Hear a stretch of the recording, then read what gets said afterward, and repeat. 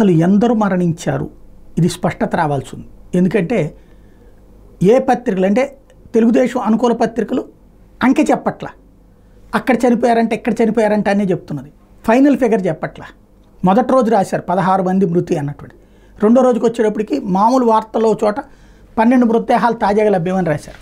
అక్కడ వరకు 16, 12, 28 కనబడింది. అదే సాక్షి పేర్లతో సహా 32 రాసిన తర్వాత 47 రాసుకొచ్చింది. ఇక్కడ మనమేమి తప్పు చేయలే, మనమేం మర్డర్లు చేయలే, మనమేం హింస చేయలే, ప్రకృతి వైపరీత్యం కారణంగా మరణించారు.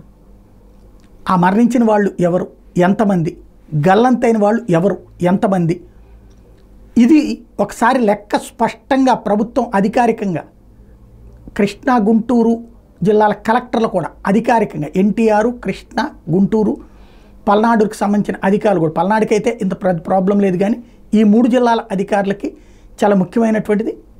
ఎందుకంటే మనం సమాజ సేవకులం, సమాజం తరపున మనుషులు, అంతేగాని మన డ్యూటీ ఏంటంటే అవి తేల్చడమే. ఆ దిశగా అడుగులు వేస్తే బాగుంటుంది.